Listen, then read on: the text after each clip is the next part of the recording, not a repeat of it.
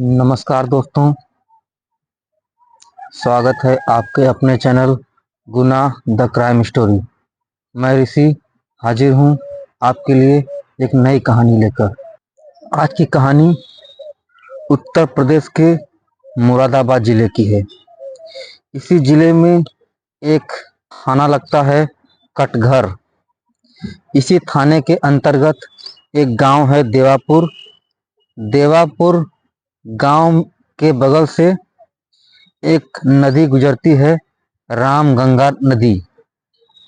इसी नदी के किनारे खेत में जा रहे किसानों को बहुत तेज दुर्गंध आने लगती है। तभी एक किसान उस ओर जाकर देखता है जहां से दुर्गंध आ रही थी, तो उसकी चीख निकल जाती है। उसकी चीख सुनकर साथी किसान मौके पर पहुंचते हैं तो देखते हैं कि एक युवती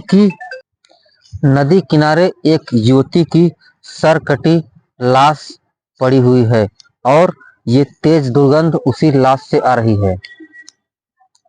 लाश को देखने के बाद किसान तुरंत इसकी सूचना पुलिस को देते हैं।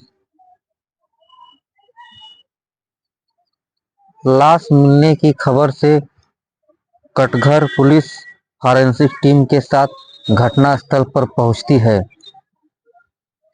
स्थल पर पुलिस देखती है कि एक सर कटी लाश पड़ी हुई है और उससे बहुत ही तेज दुर्गंध आ रही है। अब पुलिस लाश के सिर की तलाश आसपास करती है तो घटना स्थल से 50 मीटर की दूरी पर एक प्लास्टिक की थैली में लाश का सिर भी मिल जाता है। लाश की पहचान करने के लिए आसपास के लोगों से पुलिस पूछताछ करती है, पर लाश की कोई पहचान नहीं हो पाती।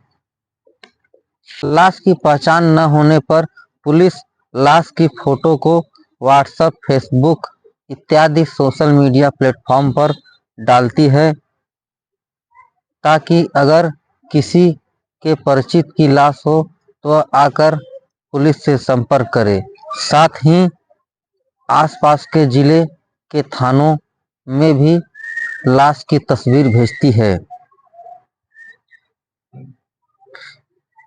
और पता करती है कि हाल के दिनों में किसी युवती के गायब होने या लापता होने की कोई रिपोर्ट तो किसी थाने में दर्ज नहीं हुई है। पुलिस को इसमें एक कामयाबी मिलती है। पुलिस को पता चलता है कि रामपुर जिले में खुफिया विभाग में तैनात पुलिस कांस्टेबल जिसका नाम सोनू कुमार है,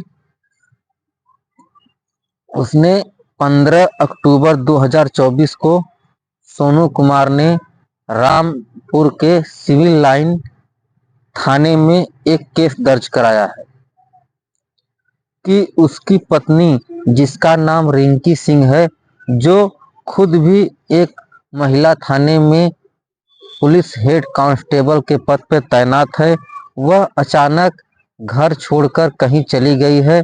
काफी तलाश करने पर भी उसका कोई पता नहीं चल पा रहा है। पुलिस अब सोनू कुमार के बारे में पता करती है और उसे लाश की पहचान करने के लिए पोस्टमार्टम हाउस बुलाती है। सोनू कुमार लाश को देखता है और साफ इनकार कर देता है कि यह लाश रिंकी सिंह की नहीं है। इधर रिंकी सिंह के गायब होने से उसके माता पिता बहुत ज़्यादा परेशान हैं।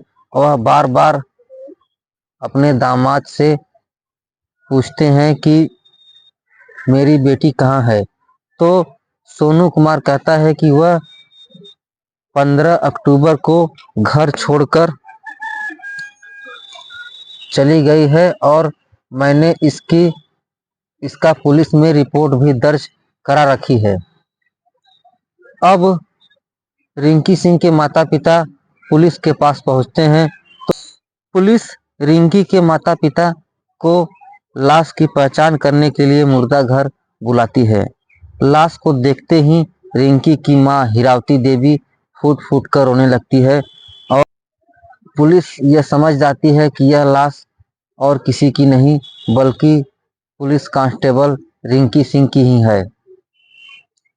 पुलिस अब सोचती है कि माता पिता ने तो लाश को पहचान लिया, पर जो पति है सोनू कुमार, वह लगातार इनकार कर रहा है कि यह उसकी पत्नी की लाश नहीं है। अब पुलिस को सोनू कुमार पर ही शक होने लगता है कि रिंकी सिंह की हत्या करने के पीछे यही सोनू कुमार ही है। पुलिस सोनू कुमार को हिरासत में लेकर पूछताछ करती है तो सोनू कुमार जो कहानी बताता है वह काफी ही हैरान करने वाली है। दरअसल उत्तर प्रदेश का एक जिला है बिजनौर। इसी जिले में एक थाना है चांदपुर। इसी थाने के अंतर्गत एक गांव है रायपुर खादर।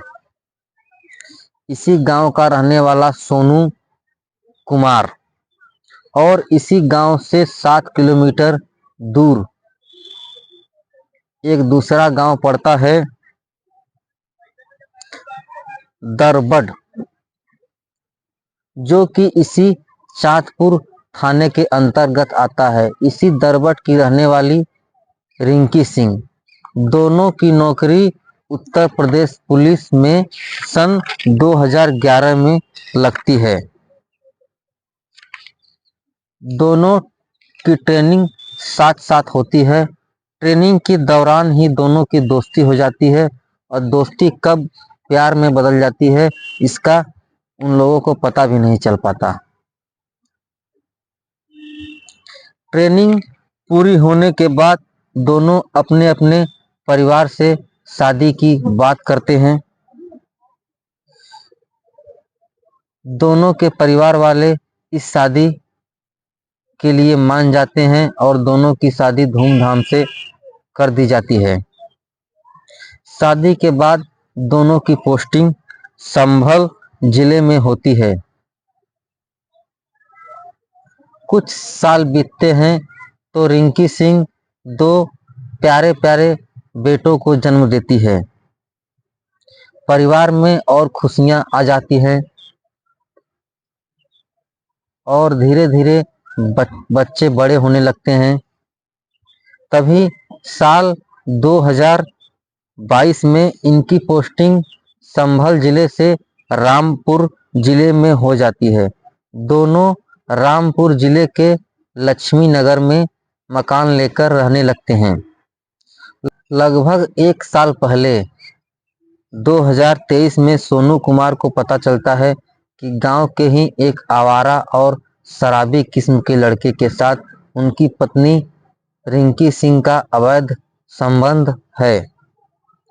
सोनू कुमार को जब ये बात पता चलती है तो वह रिंकी सिंह को बहुत समझाता है, अपने दोनों बच्चों का वास्ता देता है, साथ ही अपने सास ससुर यानी रिंकी के माता पिता को भी इस बारे में बताता है। वो भी रिंकी को समझाते हैं। रिंकी उस समय तो मान जाती है और कहती है ठीक है, मैं अब उससे नहीं मिलूंगी। और समय बीतता है। इसी बीच सोनू कुमार 1 महीने की ट्रेनिंग के लिए मुरादाबाद चला जाता है। इधर रिंकी सिंह ने भी 1 महीने की छुट्टी ले ली होती है और जब जब भी उसे मौका मिलता है वह अपने उसी प्रेमी से मिलती जुलती है। इस बात की खबर सोनू कुमार को लग जाती है तो सोनू कुमार आग बबूला हो जाता है और अपने जीजा ब्रिजलाल को साथ लेकर 14 अक्टूबर 2024 की रात लक्ष्मी नगर अपने आवास पर पहुंचता है और रिंकी सिंह की गला दबाकर हत्या कर देता है। वह इतना गुस्से में होता है कि रिंकी सिंह की हत्या करने के बाद भी उसका गुस्सा शांत नहीं होता, तो वह धारदार हथियार से रिंकी सिंह के सर को धड़ से अलग कर देता है। गुस्सा शांत होने पर वह घबरा जाता है कि लाश को ठिकाने कैसे लगाया जाए।